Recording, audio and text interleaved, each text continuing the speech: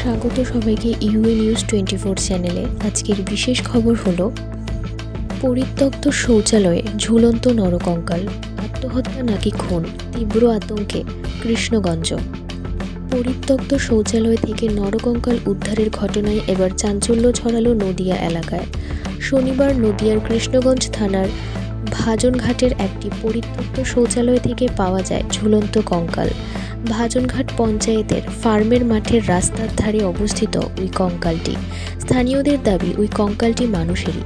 এরপরই এলাকায় বিষয়টি চাঞ্চল্য ছড়াতে থাকে। স্থানীয় থানায় খবর দেওয়া হলে ঘটনাস্থলে এসে উপস্থিত হন পুলিশ। কঙ্কালটি উদ্ধার করে ইতিমধ্যেই ঘটনার তদন্ত শুরু করা হয়েছে। কিন্তু স্থানীয়দের প্রাথমিকভাবে প্রশ্ন, কঙ্কালটি ওখানে পৌঁছলো কিভাবে? আদৌ কি কঙ্কালটি নতুন না বহু পুরনো? কেউ গোপনে শৌচালয়ে আত্মহত্যা করেছিল কিনা সেই তথ্য খতিয়ে দেখছে পুলিশ। স্থানীয়দের অনেকের দাবি, কাউকে হত্যা করে সেখানে ঝুলিয়ে দেওয়া হয়ে থাকতে পারে।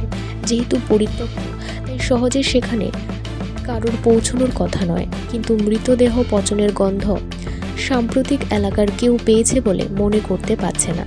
পুলিশের তরফে উঠে আসছে নিখোঁজের ডায়েরির কথা। গত 4 মাসে ওই থানা এলাকায় কেউ নিখোঁজের কোনো ডায়েরি করেননি।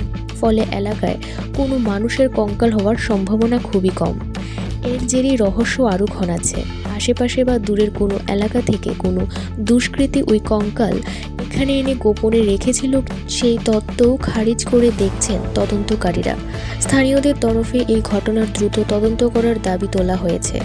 কার কঙ্কাল তা জানতে প্রয়োজনীয় পরীক্ষা নিরীক্ষা করে দেখবেন কৃষ্ণগঞ্জ থানার পুলিশ।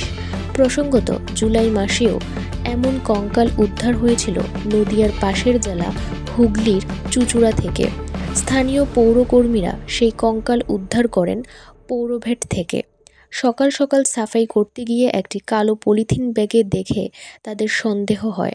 সেই ব্যাগটি খুলতেই বেরিয়ে পড়ল একটি খুলি। এই ঘটনা এলাকায় রীতিমতো আতঙ্কের সৃষ্টি করে। এবার আস্ত কঙ্কালেরই খোঁজ মিলল নদিয়া জেলার কৃষ্ণগঞ্জ থানা এলাকায়। এখনকার পর্যন্ত সংবাদ এ পর্যন্তই। পরবর্তী সংবাদ দেখতে চোখ রাখুন ইউএ নিউজ 24 চ্যানেলে। ধন্যবাদ।